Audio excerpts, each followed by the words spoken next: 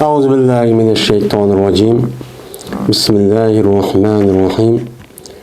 Babu fadli kıyamil leyli. Men bu keçide öğrü turuşninki, kopuşninki, peziletininki babudur bu deyden. Kıyamil leyl. Yani keçide kopuş. Bu yerdemde bir mümin Müslümanlığa nispeten keçid koptu degan gap.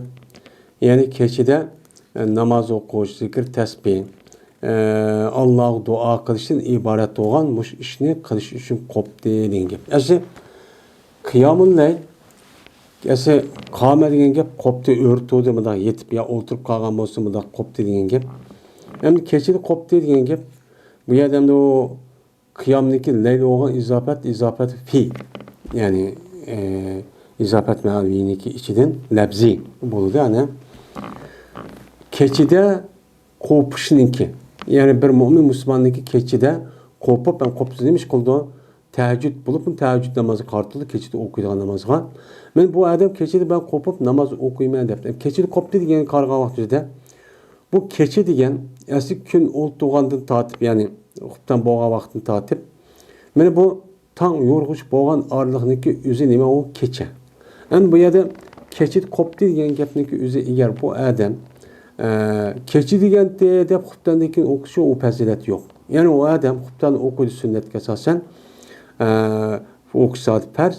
Ondaki sünnet okuydu, ondaki yadıdı. Yatqandaki andaki oqulğan joyda nima qilish o adam men tuntandan keyin tangtay degan vaqt yuzida qo'pib, ashundaq tahajjud namozi o'qib, Qur'on o'qib, zikr tasbih etib, duo qilib, ishta qilishning yuzi qiyomul layl deb ataydi arabchada. Endi bu odamning o'zi shu qiyomul layl qilib, men ketsa uyquni tashlab, uyqu to'simi ashunda qo'pib, men kech qo'pib tahajjud namozi bo'lib, tahajjud mayada. Tahajjud namoz o'qigan bo'lsa, buningki u odamga bo'lgan fazilati. Ya'ni bu o'qigan ashu namazniki, Kur'an, zikir, tesbih, duaniki fazileti, savabi, ecirsi bu adamın nispeten ve paydası qandaq oldu. Men muşning üstüge nima bab deydi. Endi keçide kopup namaz o'qishniki o'zi bu fazilet bir amel.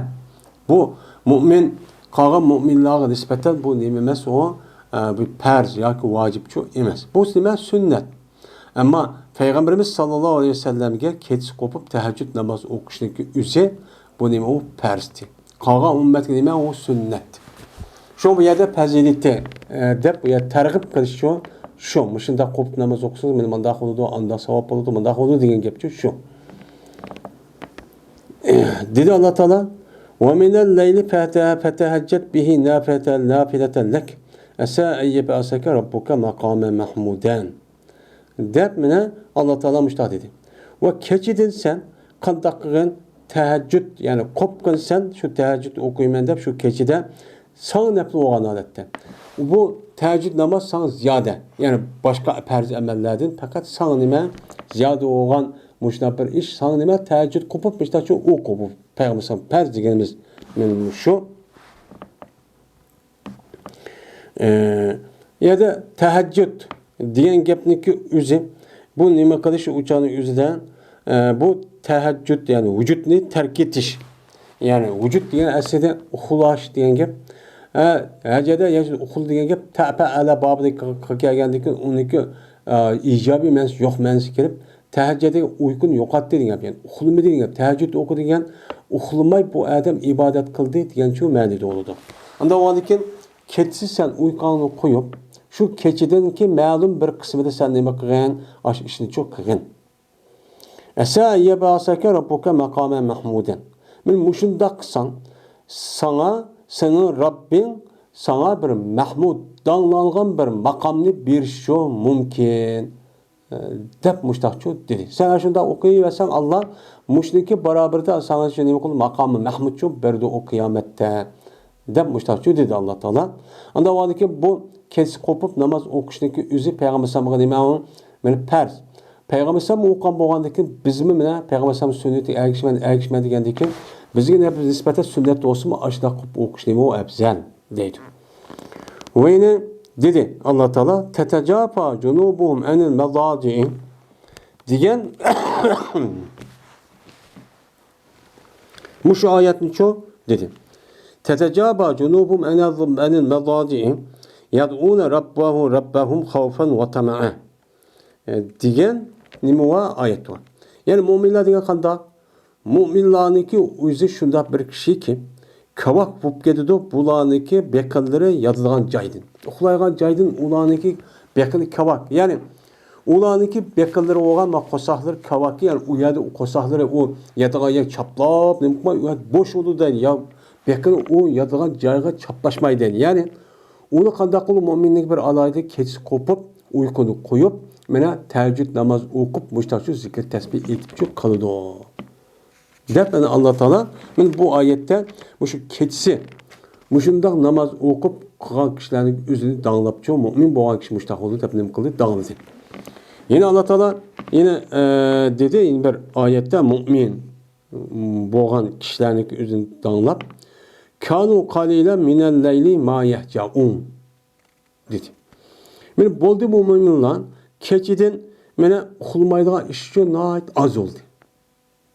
Yani uxulmaydı az. Yani uxulmaydigan işi nəhayət az. Yani uxulaş işi bolandan ki keçi nəhayət az uxulaydı. Amma qanda nemiş qıldı? Keçi az uxulab, ya teheccüd namaz okuydu, zikir, tesbih, Kur'an, dua müşrini qıldı. Dep Allah Teala mene bu muhsin, bu müminlerin müştakçı mediydi. Anlamadıkken Allah Teala'nın ki muşu mediyilişki sazaver irişimiz üçün biz bu keçidi kopup müştak teheccüd namaz okup zikir, tesbih ve Kur'an-ı Kerim'in okuştan ibaret olan ve dua kılıştan ibaret olan işten çok kısak bizim müştakını bolmaya sazaver olmamız. Hem de bu yerde bu tergib hem de bu yerde teheccüd namaz okuştaki yüzü bu keçi kup namaz okuş esi evvab resmi sadık mene Allah'a en yakın boğan kişilerindeki bir adetti. Hem de bu adetteki yüzü müminlerin hemmesi okşaş olmaydı. Bazıları yaş, bazıları işleydi o gündüz keşkişe, o armaldığın bir nesi yok. İnsanlık esi, ben 24 saatin içinde məlum bir vaktin üzüden, məlum bir vaktiçik zat dem almışsa ma beden nemkunmaydı o doğruçu bulmaydı. Yani öz işini, hareketini, özünü hizmet kılamaydı.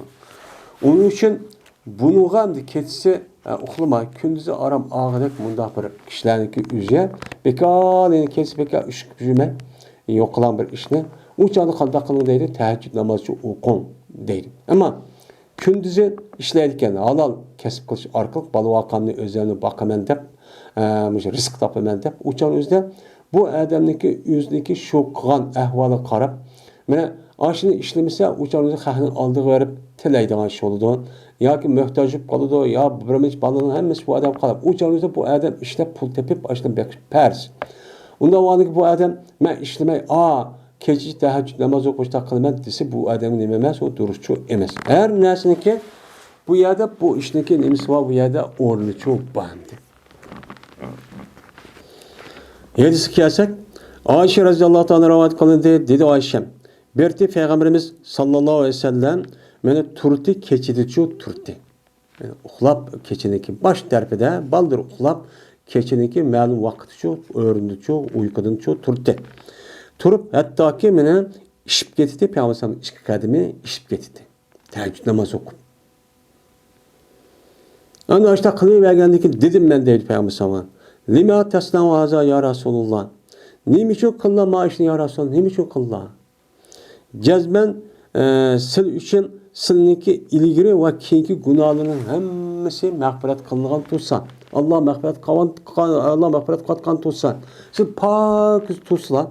Sil kopup yine putları işip ketken kadar yine aşıda kıyamda durup nimi üçün bunçola bunda cepat atıla desen. Dedi Peygamber. Efela ekunu ebden şekuren. Men şükür kılılgan bir bende olmayım mu? Allah Teala mene tinimni sağlam kıldı. Mene tinimni sağlam kılıp akıl hoşum cayda. Benim şu dünyaya ekeldi. Ekelgendik bütün nimetlerin hem bana İsa ve siz sanap tüket kılıp bulunmaydıgan nimetin bədi. Onu başka akıl hoşum cayda kıldı. Benim şunda her kandak Allah bala yapıp musibeti sakladı. Onundaki en mühim boğunu kağalladı yok. Bana risaletten ibarette olan en şereflik vazifenin bədi. Ben bunun kartta Men qilsam mayli deb ashdan turib tuzkorlik qilsam bo'lamdi. Men buni qarta shu bergan zotniki o'ziga buning uchun qaytirishim kerak. Buning uchun harakat qilishim kerak. Deb men payg'ambar sallallohu degan deydi. Undan keyin bunga nisbatan tahajjud namoz o'qishniki o'zi aslida nafli ibodat bo'lgandan keyin bir odamniki gunoh sag'irni yo'q qiladi. Bu nafli ibodatning asosiy tarifi bu gunoh sag'irni yo'q qilish. Endi ba'zi odamlar deb qoldiki meni o'q anglagan yo o'q hadis asosan tartasi manda savob bo'ldi ekan, juma o'qisma jumadan keyin gunoh sag'ir apu qildi ekan, ro'za tutsak, ro'zachilik bo'lgan qildi ekan, undan bo'lgandan keyin men nim qilaman? Men u keçi kopup onu qilmasam bo'ladi deydigan bunda bir tushuncha bo'lib qolishi mumkin. Şuna hech bo'lmadi deganda payg'ambar sallallohu degani siz Alloh taolo ashtaq bergandan boshqa ashtaq bo'lgan sizga berib ashtaqdan boshqa siz shukronangiz bo'lsinmi kechisi kopup bu namoz o'qisangiz bu shukronangiz uchun muvofiq bo'ladi demakchi.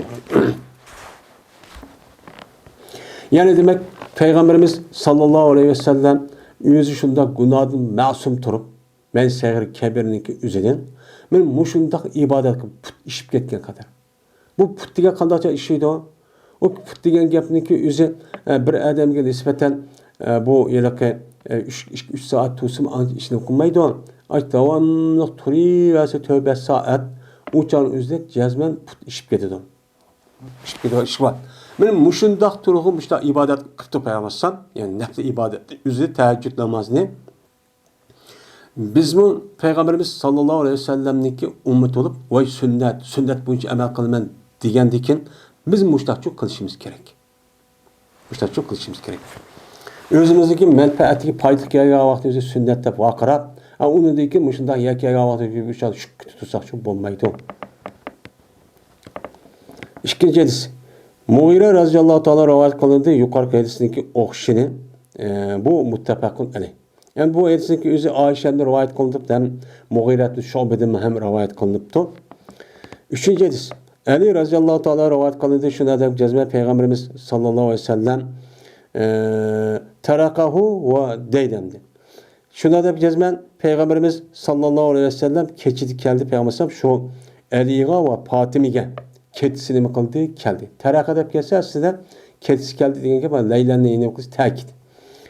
Ali radıyallahu ta'ala Fatıma radıyallahu kesik gipti. Kesik depti ki Peygamber Ala tusalli yani namaz okumam size dep uşa depti. Hem buna değişi. Mene bu davet kırıp mene bu tebliğ adamlık üzü aldığından üzü onundaki ailesini başlaş gerek. Mene Peygamber sallallahu şu vakti üzü ehl-i beyt ve ailesi kimdi? Ayallarının zatı kılı da hani kopon dep Ayşe'nin. Ve onundan başka ailesi dep hesaplanılan üzü diyen Ali Nimetli Ali radıyallahu ta'ala anhu ve Fatıma radıyallahu ta'ala anhu. Yani bunun için imkan buyurgan. Ama bunu karığa vaktimizde özümüzdeki bütün Müslümanlığa nispeten bu sep yani sünnet bolsun.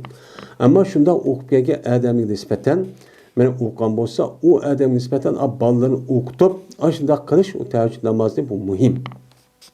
Degen gap çıkıyor. Dördüncü hadis. Salim ibn Abdullah ibn Ömer ibn Hattab radıyallahu ta'ala anhumlardan rivayet kıldı. Yüzdeki atıdan rivayet kıldı. Yani Ömer'den. Şuna da ki cezmen Peygamberimiz sallallahu aleyhi ve sellem dedi deydi. Ni'mer raculu Abdullah lav kana yusalli minel leyl debdi. Heceb yaxşı men erkişi Abdullah ibn Ömer ferzen o meni keçidi kopup namaz okuyan bolsa. Keçidi kopup namaz okuyan bək yaxşı kişi ketdi degan gapni Ömer radıyallahu ta'ala anlaptı. Ömer hem de atısı. Dedi Salim, pes onu dekin bu gapni dedi Ömer radıyallahu anladı. Anlagandaki şundan balı akıllı berip deydi. Peygamber deydi Abdullah sen kopup keç namaz oku deydem. Degan bu gapni anladı mı? Anlagandaki Abdullah berdi bu gapni anlagandaki uxlamaydı keçin az uxlaydı. Ben yaxşı adam bolmay Peygamber acib asasan deydi. Yani demek bir adamniki yaxşı bo'lishiki bir ifadesi ketsa, yani salih adam bo'lishiki bir ifadesi ketsa kopup tahajjud namazı o'qish. Men mushunda qilsak Abdullah'niki o'ziga ashunaq payg'ambar ashunaq madina degandiki bu madinashning o'ziga biz mushunda o'qisak biz inshaalloh nail shu bo'lamiz. Hem salih adam bo'lamiz. 5. hadis. Abdullah ibn Amr ibn As radıyallahu ta'ala anhuma'da rivayet kılındı. Dedi Abdullah. Dedi Peygamberimiz sallallahu aleyhi ve sellem. Ya Abdullah bo'lmagansa palan adam o'xshash bo'lmagan ki berdi bu adam turti ketsi burunchoq voy qo'pib namoz o'qiyman deb tahajjud namozi o'qiydi. Unidiki bu adam kechida qo'pidigan ishni shu tark etyapti. Sen bundan o'xshash bo'lma deb men payg'ambar mushtaqchu degandi. Sen boshda shu ishni qilma degandikan oxirgi hayotingcha kuching yetgan qadar davomlashtirish uchun kerak. Bir o'qib, uni yana bitta tashlab, yana o'qib, yana tashlab bo'lmaydi. Shu payg'ambar boshqa edisidan Alloh taologa eng suyumli amal, u amalning nima bo'lgani, eng nima bo'lgani u davomlashgani. Mayli u amal kichik bo'lsin, azroq bo'lsin, davomli belgini buni so'ydi. Bir qilib, bir tashlab, bir qilib, bir tashlab uni qanday Alloh so'ymaydi degan nima bor, edisi bor. 6-cı hadis. İbn Mesud radıyallahu ta'ala rivayet kıldı dedi Abdullah dedi İbn Mesud. Deyildi Peygamberimiz sallallahu aleyhi ve sellem'in karşısında bir adamniki mene keçisi uxlaydı hatta tang etip gidiyordu. Bizde karşı bir adam var ya akamaya inim. Akşam bir uxlagamız tang etkanca kopudu depti. Degandeki dedi Peygamber şu bir adamniki dur ki siyiptu şeytan onu kulukka iş kuluk siyibetipti. Ya olmaydı onunki kulukka yeni bir rivayette uzun var, ama rivayette uzun neydi teslim var. O adamın kulukka nimkat sivetipti. Şu kuluk sivatkandikin taң atib qağalı qopup namaz qılgan varaq tarak qılganı anlamay muştaq uxlab ketken gepken. Dep menim dedi muştaqçu dedi. Yani keçisi qopbay, işte uxlab ketkenin adamniki üzi bu şeytanniki aşu degan bo'yicha amal qilib, tek shaytonniki eng rasvo, paskin narsani qilgan, paskin ishni qilgan odam uchun bo'ladi.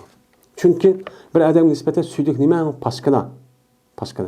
Ana o suydik sivetib uni asaqan shaytonning eng yaqin nimasi ekan, do'sti ekan. Shayton va xo'sh bo'ldigan ish ekan, kesin tahajjud namoz o'qimasa deydi mo'mindir. 7-ci hadis. Ebu Hureyre radıyallahu ta'ala onu rivayet kılındı. Şuna da yazman Peygamberimiz sallallahu aleyhi ve sellem dedi. Çigidu şeytan sınınki biriniki beşiniki aksıga bir jipçu çigidu. Kaçaniki uxlusa 3 tane jipçu çigidu. 3 tane akt. Yani 3 tane çigidigan bir çigidu. Urdu bu şeytan her bir çigikken neymi gapni urdu? Aleyke leylun tavil farkut deydi. Özel lazım tut neminin Sanı Badur dep Sanı Badur uzun keçiva anda olan uxla deydi. Eğer oğansa bu adam oğulup onunla Allah'ın zikir kısa uçan yüzde mene yeşildi bir çigik. Eğer tertasa o adam andaki yeşildi iki çigik. Eğer namaz okusa o adam yeşildi o çigirin. Hemmisi şu yeşildi o teheccüd namaz okusa. Deydemdi. Yani bu iş hemmisi çigildi o yeşildi o. Andaki uyuruldu bu adam taŋat durdu hoşal, rahat, kol hoş olan alette ben taŋat durdu. Nefsini men yaxşı. Ruhina yaxşı. Muşundaq ço taŋat durdu. Eğer undaq qılmasa, taŋat durdu bu adam, nefsi nime eski, paskına, nefsi undaq binas qılmağan, binas yuvağan, içivağan dek, sus, açtaqçı kopudu, deydi. Yani demek, men muş yedis qasasen, bir adamniki kündüzü ruhluk, canlıq buluşuniki bir sebebi, keçidi kopup, teheccüd nime tertelip, açtaq zikir tesbih okup, namaz okuş. Men teheccüd namaz okuyan adam ruhluk oldu bana. Turmuş işidimi. Men hem işi doğru oldu. Yani demek bu adam keçidi kopup bu işe ehemmiyet vergen adamın özündeki hayatıda yaşaydığı turmuş işin benim vardı. Bu adam nahayet ehemmiyet verip bu işin özündeki sahip orada görüp canlılık işini için kılıdı değil. Endi bu yerde şeytan sınırki birinliki beşiğe ağık terpigen. Bu yerde şeytan 3 tane çiğini çiğidiken. Endi neyim için ağığı çiğidi? Çünkü insanniki muşu mingisin ibaret olganmış mingide ağ tarafta bana vehmi kuvvet deydiğen bir neyim var. Yani vehmi. Vehmi kuvvetin ula şeytan işte iş kısalip Şu arqı bunu hareketlendirip, anadaki bununki aldidagi tefekkür kıladigan, asli saqlaydigan, o deganida bundaq bir betaraf qiladigan degan bu mingninki bu tarafi andaki uxlash holatda bo'lgandan keyin bu chog'da vahmiy quvvatniki o'zida ish qilsa orqali bu yerda andikin qo'rqitib uxlab al kesin nima ish qilasa ishim va ma ishim va uxlaymansa kun ish qilolmaysan deb o'tirib mushtaq vasvasaniki o'zini nima qilgan gap kuchirdan gap andagi vahmiy quvvat orqali andaki bu odam andagi shundoq o'shaymi uxlamasa bo'lmaydi deb qolgan gap lekin u odam o'ylamaydi-ki meniki rizqimni Alloh taolo meni 500 yildan burun Allohga qachon nima qilib bo'lgan buni yezib bo'lgan. Allah şu rizqini qandoq qilgan bo'lsa men shundoq nima qilaman buni yeyman deydigan narsa buni uchun qilmaydi. Shayton mushtaq qilish orqali ani bu yerni tutib qo'rqitib, sen uxlab qolsan, ishlaysan, ishni ubdan qilmasang bo'lmaydi, balangni boqmasang bo'lmaydi deganida qo'rqish qilish qilgan gap. Ammo u odamning o'zi mushtaq odatlagan bo'lsa, o'changizda mana ishniki o'zi qandoq qilgan gap, ishniki o'zimi men uçağında nəhayət ruhluq adət qılğam. Çünki insanniki bədəni meni qançılıq işqa, neyim işlik qan bolsa, köndüyəmiz şunda könüdü. Yəni bir adam 7-8 saat, 10 saat uxusu zadı uyku tügməydi, ruhluq olmaydı adam var. Yeni bir adam var 5-6 saat, yeni bir adam var 3-4 saat. Bu uyku degan şu könüşke boludu, bədən şunu. Çünki bedenniki erip ketiş mışındaq məlum müddətdən keyin hərəkət qılıb onu soğutuş və onu rahatlantırış üçün bu uyku gerek.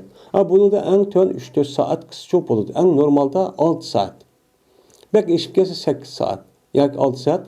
Ben bu keçi degen bazı vaktin üzerinde yani 7-8-10 saat, bazı vaktin 5-6 saat boludu. Onu dekin 1-2 saat gündüzü çıkıdı. Şununla bir 15 ya yarım saat miktarda aşındaq təvcih namazı okusa bu adamın kılığın gel 7 tane gel. Yani bu yerde çigido diyenin ki özü əməliyyatda şundaq çigişçi mümkün.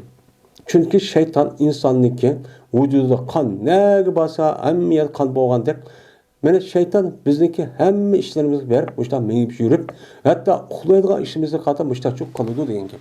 Bunu mesele qilgandan bunu her qandaq vahmini to'g'dirib müştah çok kıldı. Yoki amaliyotda sehrgarninki sehrizdek mushundaq yalaqi insonni sutlash orqali jodi sehrgarlik qilish orqali mushundaq o'g'anmaydigan müştah odat shu akib qo'ydi degan buni nima qildi?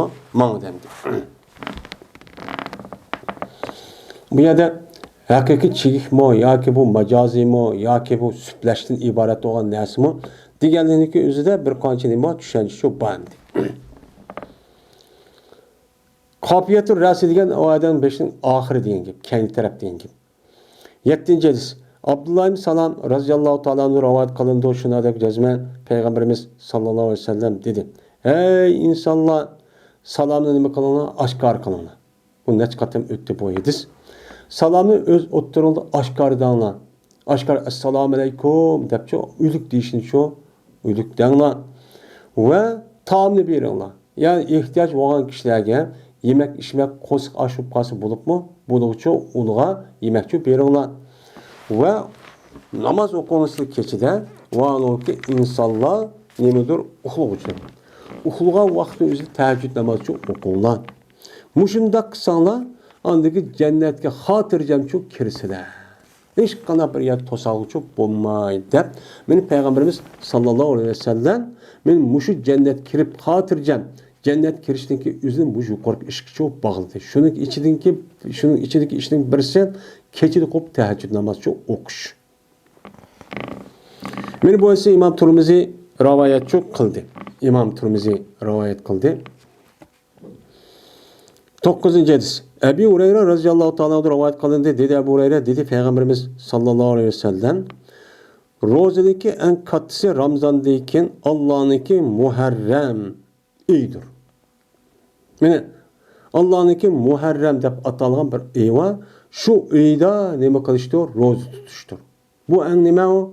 Ramazan farz. Uniki qolsa mutlaq roza e'tibori bilan farz rozadagi majlis qaysi nima bo'lsin, zot Muharrem oyniki. Ya'ni hijriy oyniki birinchi eyva Muharrem oy deydigan men mushu oyda roza eng katta savob bo'ladi dedi. Endi bu ay oluşu itibariyle açtaq boğan oldu. Ay oluşu itibariyle hem de gün oluşu itibariyle şu an gün oluşu itibariyle Arafat günü. En ebzel gün. Bu kuni roza tutishniki o'zi. Endi bu hafta bo'lish e'tiboridan haftaniki dushanba, payshanba. Mana bu. Namozniki eng kattasi farz namozdan keyin kechida o'qigan nimadir? Namozdir. Endi namozniki eng ulug'i mana sunnat rotiba deb o'qidik. Uniki fazilati ashtaq. Ammo farz namozniki mutlaq sunnat namoz bo'lish e'tiboridan va uniki eng katta savob bo'lish e'tiboridan kechida o'qigan tahajjud namozdir deb payg'ambar sollallohu dedi. 13 hadis. İbn Ömer radhiyallohu ta'ala rivoyat qilindi, shuna deb jazma payg'ambarimiz sallallohu alayhi vasallam dedi. Kechiniki namozi 2 rakat, 2 rakatdir. Qachoniki qo'rqsangiz siz tong etib ketishdan pas vitr o'qing 1 rakat bilan deb payg'ambar sollallohu dedi. Endi unda o'g'an ekan kechida o'qilgan namozniki eng asosiy nima? 2 rakat. Bu mutlaq afzal. Ama 2 rakat o'qimay 4 rakat o'qisam çok bo'ladi. Başka hadisga asosan ham 8 rakat o'qisam nima bo'ladi. Ammo Payg'ambar sallallohu alayhi vasallam asosan İmam Buxoriy va İmam Muslim rivoyat qildiki, buni asosan 2dan o'qisak, men bu namozning o'zida mana salom jihordi, takbir jihordi, endi bir 4 rakat o'qigan takbir yo'q, hech sodi 2 rakat o'qib salom bermaymiz yani. Men bu e'tibor bilan bu 2 rakat qilib shu tahajjud namozi o'qishniki o'zi katta bo'lgan bo'ladi deydi. Endi demak yana birisiga mana tahajjud namozi qolgan vaqtning o'zida oqshimi vitrni o'qmak mushu ash namozni o'qib bo'lganda tongotay degan tongotqich o'qisak-chi bu eng oxirida boshqa hadisga asosan. Yana İbn Ömer radhiyallohu ta'ala rivoyat qilindi, dedi İbn Ömer berdi payg'ambarimiz sallallohu alayhi vasallam o'qiydi kechidan 2 rakat shu namoz o'qiydi. 2 rakatdan 2 rakatdan. Va vitr o'qiydi 1 rakat bilan deydi. Muttafaqun alayh. Enes radhiyallohu ta'ala rivoyat qilindi. Dedi Enes, berdi payg'ambarimiz sallallohu alayhi vasallam meni vitr iftar qildi. Ya'ni roza tutmaydi bir oyda. Hattoki gumon qildik shuniki jazman mana payg'ambar sallam roza tutmaydi ekan bu oyda. Deb gumon qildi. Yani bir oyda qattiq roza tutmaydi. Shuna ya'ni roza tutmaydigan mush oy roza tutmaydi ekan deb qildik deydi. Hech qanday nafl rozani. Va rozda hattoki gumon qildik shuniki jazman payg'ambar sallam bu oyda iftar qilmaydi ekan. İftar qilmaydi, davomli roza ekan deb gumon qilib qoldik. Va berdi payg'ambar sallam xolimaydi shuki ko'rganmiz biz payg'ambar sallamni kechidan namoz o'quvchi ko'rishimizda iroq qilmaydik. Megar bo'lsa onun uchun shundoqchi ko'rdik. Abi ma kechmi namoz o'qimagan bir holat ko'rib baqadi deb shunda iroq qilsa qarab qolsa namoz o'qiyotgan. Va uxlovchi bo'lgan holat ko'rmaylarni uxlamay o'rtugan, tahajjud o'qigan holat ko'rdi desek, u odamni payg'ambar sallam endi uxlagan ko'rib qolmasa, uxlayotgan deydi. Yani demek Peygamber Aleyhisselatü Vesselam'ın keçide qilib o'qiydigan namozning o'zi, yani ma odamga nisbatan mana davomli emaskan. Yani qarg'anchamiz bir vaqt bo'lgan, yana bir vaqt o'qigan bo'lishi mumkin, ammo tahajjud namoz payg'ambar farz. Yani ma Abdullah ibn Ömer radhiyallohu ta'ala anhu payg'ambar sallamni, yani Enes radhiyallohu ta'ala anhu hamda bu 10 yil xizmat qilgan bir sahoba. Endi yani demek Enes radhiyallohu ta'ala ko'ngilmi shu. Ammo payg'ambar sallam jazman mana hayotdagi oxirgi tahajjud namozi tark etmoqchi o'qigan. Yani bu hadisga asosan payg'ambar sallam ba'zi oyda roza tutdi, ba'zi oyda tutmaydi degan. Bu shundoq asli. Yani bak savob yetib deb chekidan eshib davomli rozaga ish yo'q. Yani men nafl namoz, tahajjud namoz bak afzal ekan, davomli qilsangiz umum bo'lmaydi. Yani arsira qiling, ammo arsira bo'lgan vaqtingizda davomli qilsin. 13-hadis. Ayşe radhiyallohu ta'ala rivoyat qilindi, shuna deb jazma payg'ambarimiz sallallohu alayhi vasallam berdi o'qiydi, 11 rakatni o'qiydi, ya'ni kechsi. Kechsi qilib namoz o'qisa 11 rakatni o'qiydi. Sayd qildi, payg'ambar bir saydini shu 11 rakat namozdan bir nimasining miqdoriga o'qishning birinla 50 oyatni o'qiydi. 50 oyatni o'qigan qadar sayd qildi. Shunda uzun. Shuning oldida ko'taga o'zining 5'ini. 5'ini kötürüştüm. Burun 50 rakat biz o'qigandak, oyat o'qigandak sayd qildi ekan. Va ruku qildi payg'ambar sallam 2 rakatni Bamdatniki oldida. Yani Bamdatniki farz namozning 2 rakatini shu o'qiydi. Ana degan, yani 2 rakat sunnati Bamdatning Andaki Peygamber yüzündeki on tarafıça azrak nima qildi? Yotdi. On tarafı besib yotdi. Hatta keldi Peygamberga mena namozga nido qilgan muazzin kelib, "O namoz vaqti hozir o'qiymiz" deydi, shunga chiqdi uyda. Deydi. Ayşem uyda bo'lgan ahvolda bo'ldi dedi. Yine Ayşem rivoyat qildi dedi Ayşem. Bo'lmadi Peygamberimiz sallallohu alayhi vasallam ush qildi Ramazonda va Ramazonda g'ayrida 11 rakatdan ush qildigan ishini qilmaydi. Qanday qildi? O'qiydi bu Peygamber 4 rakatni. Yani 4 rakat o'qiydi. Sen so'ramagansan, o namazın güzelliği ve uzunluğunu sorma. Acayip güzel, acayip uzun okuydu. Andaki okuduğun 4 rekat onu sormalıysan bu 4 rekat namazın güzelliği ve uzunluğudur. Andaki yine 3 rekat okuydu. Şundan 4 8 ma 3 11. Yani maydisa vitrini 3 rekat okuydu. Yani vitr en ahir namazı oğadaki yani demek yukarıki vitr okuydu diyen gapniki özü yani 3 rekat okuydu diyen gapçı çıkdı. Dedim ben ya Resulullah aya uxlamla şunun aldık vitir okuyayım. Vitir okuştum burası uxlamla desen. Dedi Peygamber ey Ayşe cezmen benim gözüm uxlaydı. Lekin benim kalbim uxlamaydı. Hem de ya ben ettigende keçeninki baş tarafında vitirini okumasam o canı yüzden ben onun için devamlılık nimede okuyayım. Aç tanıtay degan vaqt o'qiyman. O men o'g'lamasmi ki demeyman. Meniki ko'zim uxlamagan bilan men qalbim uxlamaydi. Qalbim nima o? Hayot. O nima o'g'aq. O'chanizda tang etib ketdim o qachon vaqt bo'ldi buni bilan shucha darhol qo'pib andiki bitir namozini o'qiyman deydi. Yine Ayşem'de rivayet kılındı şuna deb cezme Peygamberimiz sallallahu aleyhi ve sellem berdi uxlaydı keçiniki evveli ve turti Peygamberimizin keçiniki ahırda turtup anlık namaz okuydu deydi. Yani teheccüd namaz okuş, keçidi namaz okuşniki vakti kalken keçiniki ahır iken. Keçidi ahırda okamasa muşu mukafat bolu dendi. 16. hadis İbn Mesud radıyallahu ta'ala rivayet kılındı dedi İbn Mesud okudum ben Peygamberimiz sallallahu aleyhi ve sellem bilen. Hem de yukarıki Ayşem'deki hadisi asasen Ramazan'da olsun, Ramazan'ın gayrı olsun Peygamber 11 rekatı ziyade kılmaydı deydi. Bu Ayşem'deki köygen nemisi işi. Hem de Ramazan'daki özü de bizim raylarımız ve onu da başka işkeremlik özü 20 rekatçı okuydu. Bu yokuşma var. Çünkü bunu Peygamber açtık. Bana bu teheccüd, taravih namazındaki okuş şeklinde yani rivayet var. Ben işte okusa hak çıkıvagan boğandaki 2 gün 3 gün okup andaki Peygamber çıkmagan demiş kan. Eğer ben okuyuversem ve hiç şu atqa vaqt oğandaki biri düşüp okusa perzup kalıdı dep ümmet şefkat kılıp.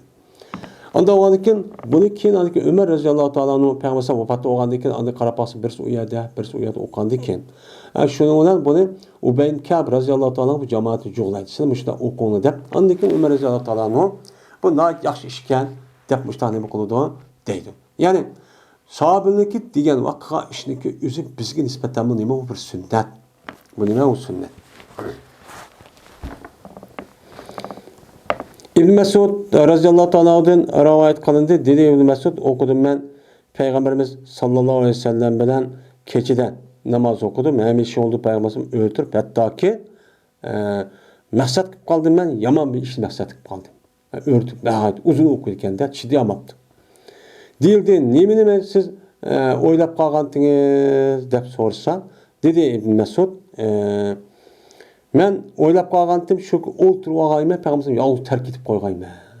Olturup Peygamberim şüphetip taşıp cimmet namaz çıket gelmeden muşnu şu Irak'ta uzun okuydu kıyamet turup demekçi. Yani keçide okuygan namazın şekli muşşat. Teheccüd namazı. Huzeyfe radıyallahu ta'ala rivayet kıldı dedi Huzeyfe anladım ben namaz okudum ben. Peygamberimiz sallallahu aleyhi ve sellem'e bir keçisi teheccüd namaz okudum. Okusa Peygamber şununla Sure Bakır'ın başladı. Dedim ben başlagandaki bak uzun soruyor 200 ayet. 2 paradan uçkanı. Dedim ben konumdaydı ama doğrusu Peygamber 100 ayet kelgan vaqtda mesela ruku qilgan dedim. Desem andık yine 100 ayet ütüp gitti deydi. Ütüp ketgendeki dedim ben. Mesela bu Sure Bakır'ınki özünü bir rekatda okuydukken desem Yine unuma ya ruku kılma yine okup ütüp ketdi. Ütüp ketgandan keyin ütüp anaki baz dedim ben unuma okup bolgandan keyin şoňadan bunu okup ruku kılgan şeydi desem andaki sör Nisa'ni başladı deydi.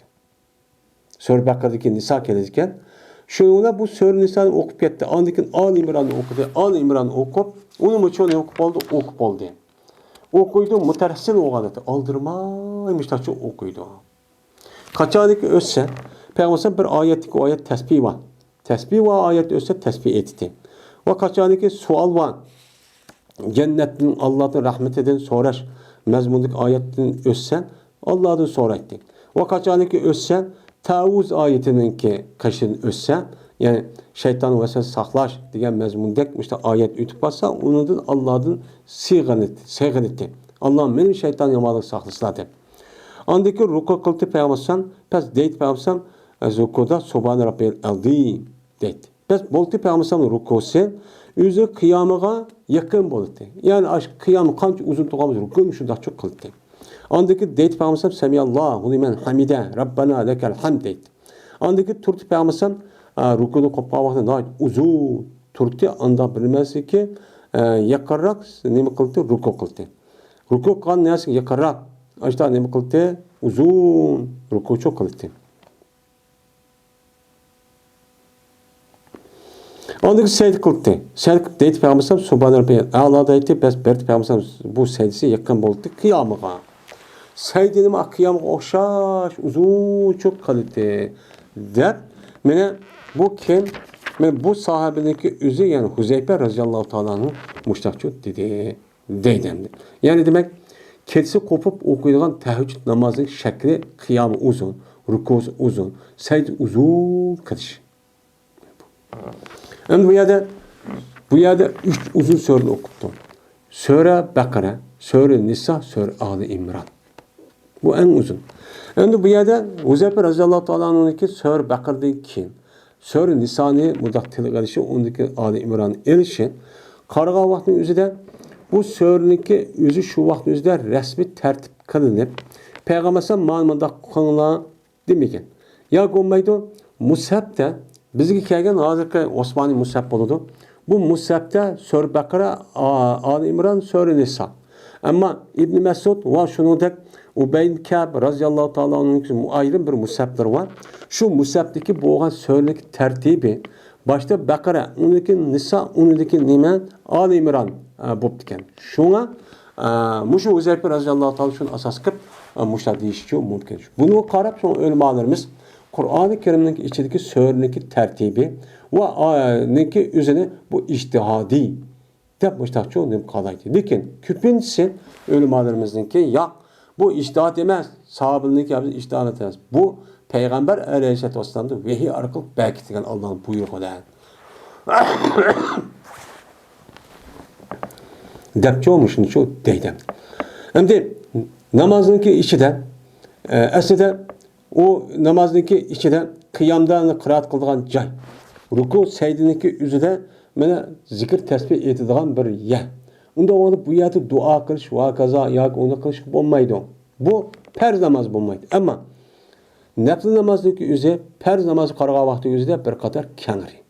O yerde nefil namaz o vaxtın muş işini eğer bilsek, alim bolsak, düşensek ayet kelgan vaxt o'zida mushda o'qsak nima u mu bo'ladi. 18-ci hadis. Cabir radhiyallohu ta'ala rivoyat qildi dedi Cabir. So'raldi Peygamberimiz sallallohu alayhi vasallamdan mana namozniki qaysi eng afzal? Ya'ni qaysi vaqtda o'qigan namozning savob bachih bo'ladi deb so'raldi. Sonra qandaq o'qigan namozniki nemisi savob jih bo'ladi deb so'ralgan vaqt dedi Peygamberimiz Tuğlul kunu. Kıyamını uzun kıp uqanlarınki namazınki savabı bək yuqurcu cıq oludu. Dedi. Meni bu hadisde İmam Müslim rivayet kıldı. Konutulan boğan mayadaki məqsəd kıyam deydi. Yani keçide kopup uzun kıyam bilen uqanlarınki savabı bək cıq. Anda o anki siz ne mi deydi on? Kıyamını uzun kılın deydi. Çünkü kıyamını uzun qavaqtı özüde bununki bir qancıq faydası var. Birisi yani namazın üzerinde Allah'ın aldı tuğan boğanlık bu adam Allah'ın aldı tuğanlığını ifadeleydi. Devamlılık müştak tuğanlığını ki yani bir ihtiyacı varken de Yen birisi anladaki Kur'an-ı Kerim'deki özü mene bütün zikrindeki en katlısı, en uluğu birincisi olan Kur'an-ı Kerim. Cih devirişçi, okuşçu boludu. Men bu itibardan yani ruku secdeden mi bu nime o ebzel deyişçi şu. Hem de bazı rivayette secde bek ebzel. Çünkü Allah'a en yakın diyen nime var. Yetişçi band. Abdullah bin Amr bin As radıyallahu ta'ala anhu'da rivayet kılındı. Şurada der ki cezmen Peygamberimiz sallallahu aleyhi ve sellem dedi. Namazdaki en süymüleri Allah Teala'ga Davud Aleyhisselam'ın namazıdır. Ve rozadaki en süymüleri Allah Teala'ga Davud Aleyhisselam'ın rozudur. Kandak kılıtı desen. Berti Davud Aleyhisselam uxlaydı keçeneki yerimide uxlaydı. Ve turtu şu keçeneki üçten biri. Kağa vaktin yüzü koptu. Ve yine uxlaydı altıdan biri de var deydi. Hem de üçten biri yerim uxlap tünten oğançanlık özü de üçten biri, kep bağanlık üçten birini kalıdiken mesela 4 saat olsa 3 saat olsa 1 saat okup 2 saat yetip onundaki andaki üçten altıdan ikisini uçan uxlaydiken 2 saat. Var rozu tuttu Davud Aleyhisselam bir gün o iftar kıldı yeni bir gün. Bir gün rozu, yeni bir gün tutma, yeni bir gün rozu müştak çok kılıdı. Yani bu roza ve namaz Allah'a en süyümlüktür. Men bu devamlı çok kılış çok gerek. Eğer devamlı kılman dep bekat tutma keçimikiniz uxulmay her gün da kılmayın. Bir gün kıp bir gün kılmaz ki devamlaştırış gerek ama deydi. Bu pek yaxşı. Bu savabcı oludu deydi. Çünkü bu insanı dem kılmay zirh demeydi. İşk takışıp kalmaydı. 22 hadis. Cabir radıyallahu ta'ala rivayet kılındı. Dedi Cabir anladım ben Peygamberimiz sallallahu aleyhi ve sellem'den deydi. Cezmen keçidi bağda bir vakt var. Ki muvafık gelmeydi şu vaktıga bir Müslüman bir kişi ki soraydı Allah Teala'dan dünya ve ahiretin yaxşı işlerden. Mene sorgan adette bir unuğa bir mümin Müslüman boğa adam üçün muvafık gelmeydi o vaktıga meğer muvafık gelse şu adam kan duası berdi şu vakt o torkip kalgamız berdi Allah Teala şu adam şu sorgan nasip bir vatıdı. Dedi. Anlamadıkken ve şu iş herkes çok buludu. Ne peygamberimiz şu dedi. Anlamadıkken bu yetisi asasen keçide ma'lum bir vakt varken Allah her kanda duanı adamın üzün icabet kıl çok kılgan. Biz şu duanı mene tepiş şu duanıki icabet kıldığı vaktin tepiş için teheccüd namazı okup keçi kopuşumuz gerek. Bunun erişimiz gerek yani. Hem de Ramazan'ın 27'si yani Leylatul Kadir. Kadir kesi tepiş için şu Kadir kesi dua icabet olursa tapımız yani. Mak işin köz hem keçisi bolu diken. Onda varken her keçisi kopup amalba teheccüd namazı çok okun. Aş saati doğru kesi ecepçi emas deydi. 21. Ebi Hureyre radıyallahu ta'ala rivayet kılındı. Şuna da cezmen Peygamberimiz sallallahu aleyhi ve sellem dedi. Kaçanlık sınırı bilinle keçidin kopkan bolsa bas başlasın işkarakat namazını yengil işkarakat namazı bilen nima qilsin başlasın. Bu mu teheccüd namaz? Aslida men 11 yoki 10'dan jiq yoki 10'dan az. Eğer onu kopamay bu adamniki o'zi endi kechid kopibdi. Endi nahayat uyqusi ketdi. Shunda bo'lsa işkarakat o'qib yengil ishkarakatlar o'qiyapsan. Bu ashu teheccüd namazı hesapçı bo'ladi. Bu bir namaz bo'lgandan keyin. 22. hadis. Ayşe radıyallahu ta'ala rivayet kılındı dedi Ayşe. Berti Peygamberimiz sallallahu aleyhi ve sellem kaçaniki keçiden tutsa başlaydı yüzündeki namazını yengil işki namazını. Bu belki teheccüd namaz okumaydığı vaktlar buluş mümkün. Mesela baldır uxlap kap yamışda bir işi okunup kalsa derhal kopuduk popla çıkarak namaz okumayın. Uxlap işte kılırken. Ama o teheccüd namaz degen ayrım bir namaz olgan bolsa o bolgandan onunki ayrım kopup okuyduğun buluşu mümkün.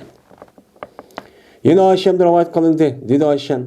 Berti Peygamberimiz sallallahu aleyhi ve sellem kaçaniki kaza olup gelse Peygamberimiz'in namaz okuş keçidin. Ağırlık yoki ağırlıktan başka mühim bir işler var. Mesela sefer kıldı yoki bir şey oldu. Şu vaktin özünde keçide okuygan şu kaza teheccüd namazını okuş kaza olup ketipti. Okuyamaptı. Okuydu Peygamberimiz kündüzü 13 harekatçı okuydu. Anlamadıkken sizdeki adetinizde keçisi kopup açtan namazı okuyduğun teheccüd namazı okuyan adet varken ama ma'lum bir sebepte siz okuyamazsınız. Şu çağınızda bu namazı derhal küdüzce okuyetten. Bu hesaplandı dedi. Ömer ibn Hattab radıyallahu ta'ala anhu rivayet kıldı dedi. 24. hadis. Dedi Ömer, dedi Peygamberimiz sallallahu aleyhi ve sellem, bir adamiki uxlab qalgan bolsa, o adam özüniki hizmetin. Yani özüge vazife qilgan, o'qishga tegishli qilgan nima va vazifasi var. Şu vazifasini kech qo'pib o'qiydigan vazifasi varken shuni deb qilibdi, uxlab qolibdi. Ama yerden Hizbun degan Hizbun ahzabı bir parça degan gap, yani yakın zamanda partiya deydi o, parça degan gap. Bu yerda Hizb degan, yani o adam o'ziga ayrim bir vazifa qiladi. Vazifa qilib, masalan, kechsi falan vaqt man o'qiyman, man chiqatdim. Falan vaqt man o'qiyman, ya mancha rakat namoz o'qiyman, ya ma zikr mancha ming o'qiyman, 10 ming o'qiyman, falan vaqtda deb o'ziga vazifa qilgan ish bor. Buni nima deydi arabchada? Hizb deydi. Men bu adamning o'zi shu kesi qo'pib ashta bir hizbga ketib ekan. Kesi o'qib muayyan falan mandaq o'qiyman deb. Bu adam uxlab qolgan bo'lsa yoki bir shayidin uxlab qolibdiki, u adam masalan kechsi qo'pib tahajjud yoki boshqa ishlar varken uni qildigan ishni uxlab qolgan bo'lsa, shu kechidan u adam uni anda bir vaqtdagi bamdat namozi bilan peshin namozining orasida o'qigan bo'lsa, yeziludi shu adam uchun go'yoki o'qidi bu adam buni kechida o'qidi deb yeziludi deydi. Chunki adamning o'zi kechida qo'pib ani qilolmasa kasal yoki boshqa muhim bir ish bo'lib qoldi. Muhim bir ish bo'lib qolgani uchun boshqa hadisga asosan bir adam sog'lom vaqtimizda bir ishni qilgan bo'lsa, kasal bo'lib qolgandan keyin bu adamning kasal bo'lib qolishidan oldin davomli qilgan odati bor ekan. Mana bu adam shu ishni meni qilgan bo'lsa, u jonimizda kasal bo'lib qolganmiz yoki muhim bir ish bo'lib qolgan bo'lsa, shu kasal bo'lib qolgan vaqtimizda yana adam o ishni qildi deb Alloh ishda nima qiladi? Yazıdu degan nima bor? Hadis bor. Shunga asosan nima bo'ladi? Ashta shu yezildigan gap endi. Bu yana odatlanib vazif qilib adam nisbatan. 25. hadis. Ebu Hureyre radıyallahu ta'ala rivayet kıldı dedi. Ebu Hureyre dedi Peygamberimiz sallallahu aleyhi ve sellem. Allah Teala bir adam rahim kılsın ki tudi o adam ketsi. Teheccüd namazı okuyman deb tudi onu deyken ondaki tudi ondaki namaz okudu. Ve o namaz okuştan birlikte bu adam özü ayağını oğattı. Her kopuğuna namaz okuyumuz deb. Eğer onu mesela o ayağı çaştı o adam o ayağının yüzü suyla çaştı. Ama oğattı. İşte kankan kişiye Allah rahmet kılsın. Yani Allah Teala rahmet kılsın bir ayağı tuğdu keçide. Keçide kopup turup anı namaz okudu ve oğattı o ayağı yüzü irini. Eğer ir onu mesela bu ayağı onunki yüzüge suyla çekip olsun nima qildi uni o'g'atdi. Men bu kishiga ikki kaylanga Alloh taolo ikki turli kishiga Alloh rahmat qilsin deb duo qilib ketdi dedi. Meni Peygamberimiz shu duoga nail bo'lish uchun bizmi mana ayol erni çok bir-biriga müştaq meni buyurib çok qilish çok kerak. Shu ayol bo'ldi. Yine Ebu Hureyre ve Ebu Said radıyallahu ta'ala anhumadır rivayet kıldı. Dedi bu işkeylen. Dedi Peygamberimiz sallallahu aleyhi ve sellem. Kaçanlık bir adam özünki mene balvaqısını oğutuptu keçide. Oğatkadı keçide oğatkandı namazı okuttu bu işkeylen. Yaki okuttu iki rekatını hemmisi çok okuttu.